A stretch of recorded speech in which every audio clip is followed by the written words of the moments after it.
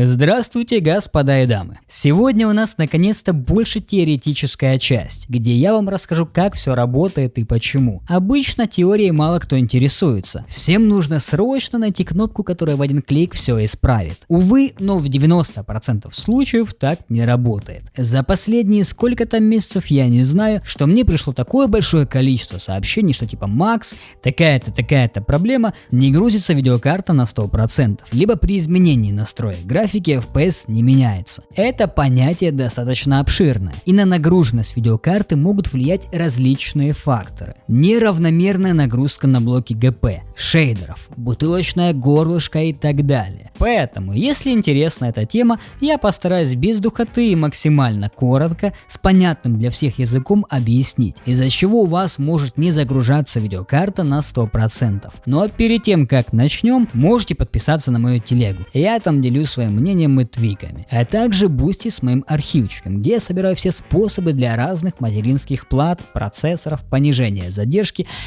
и действительно куча, надеюсь, полезной инфы.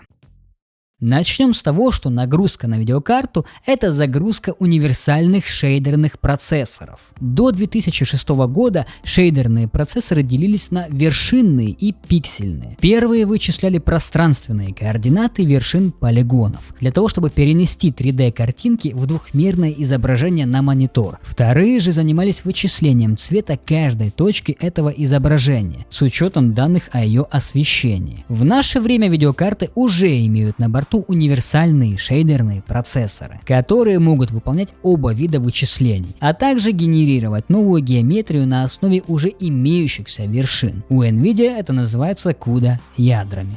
Выявить нагрузку видеокарты можно разными способами, начиная от диспетчера задач, самый простой, и заканчивая AIDA 64, всем знакомым MSI Afterburner и так далее. В MSI Afterburner все это можно настроить компактно и удобно, чтобы мониторить за системой прямо во время игры. Потому что если свернуться, многие игры перейдут в работу в фоновый режим. Из-за этого нагрузка на видеокарту естественно упадет. Нужно еще выделить как отдельное понятие нагрузка на видеопамять.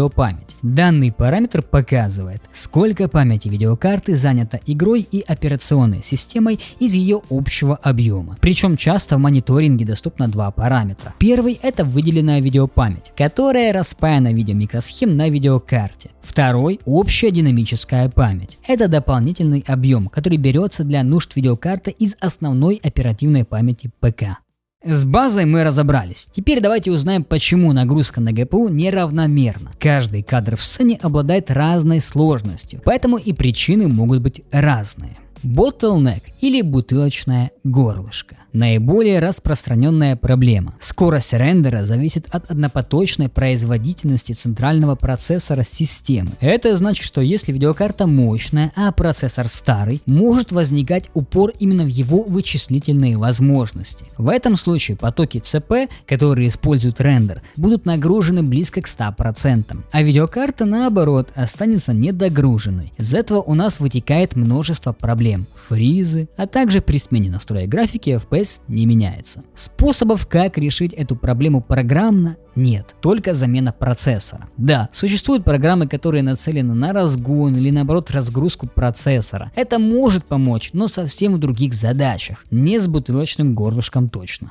Тротлинг. Я считаю, он не так сильно относится к нашей сегодняшней теме. Тем не менее, проблемы могут быть плюс-минус схожие. Некоторые могут запутаться и неправильно трактовать свою проблему. Тротлинг – это ограничение мощности процессора путем снижения частоты или пропуска тактов. Этот механизм нужен для защиты от перегрева. Очень часто затрагивает ноутбуки, особенно с плохой системой охлаждения. В биосе материнской платы изначально задано ограничение температуры для работы процессора. Допустим, наш ЦП работает при частоте 4600 МГц. При достижении заданной температуры, в нашем случае 83 градуса, процессор уйдет в защиту и начнет понижать частоту. За счет понижения частоты загруженность процессора достигнет 100%. И тут мы снова сталкиваемся с фризами, очень сильным падением FPS, ну и конечно же другими нежелательными проблемами из-за высокой температуры. Благо, что на портативных компьютерах это все фиксится без проблем, с ноутбуками печально. Вы даже можете не менять систему охлаждения, хотя я рекомендую, а просто сделать сделать андервольтинг процессора. Из-за этого у нас снизится температура на градусов 10. Вообще я рекомендую это делать всем. Я так пользуюсь всю свою осознанную жизнь. Постоянный андервольтинг плюс лог частоты, чтобы все ядра работали на одной волне. С AMD проще простого. 3600X, 5600X и 7600X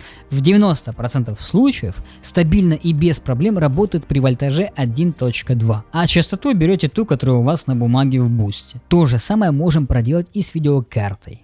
Синхронизация кадров. Некоторые могут спутать ее с недостаточной нагрузкой на видеокарту. При вертикальной синхронизации, G-Sync или FreeSync, это вполне нормальное явление, так как происходит синхронизация частоты кадров, выдаваемой видеокарты, с монитором. Это может помочь при разрыве картинки, но и также увеличить задержку.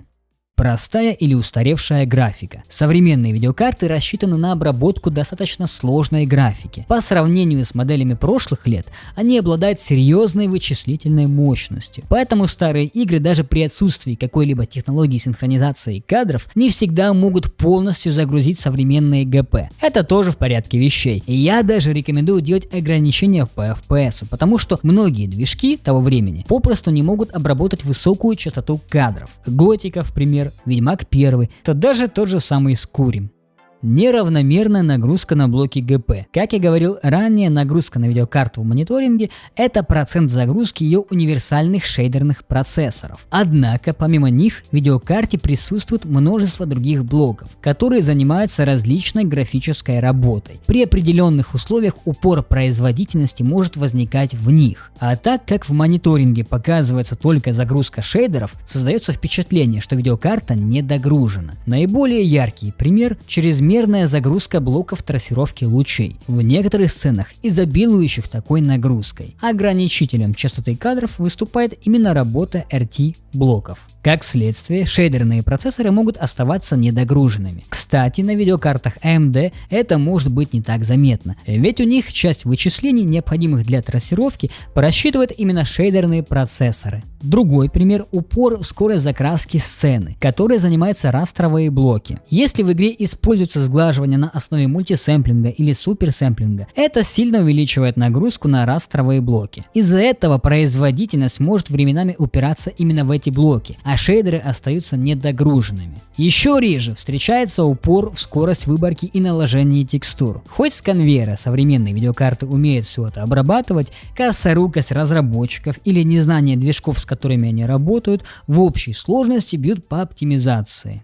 Перегрузка видеопамяти. В наше время на бюджетных карточках, в которых не такой большой объем видеопамяти, куртка постоянно в новой серии видеокарт ограничивает видеопамять. А на минуточку, современные игры кушают прилично так видеопамяти. При недостатке той самой видеопамяти, простите за тавтологию, Windows дополнительно задействует общую графическую память, часть из основной оперативной памяти, которая выделяется для нужд графического процессора. Это позволяет избежать недостатка объема, но работает такая память заметно медленнее выделенной. В ряде случаев небольшое количество общей графической памяти задействуется даже без заполнения выделенной.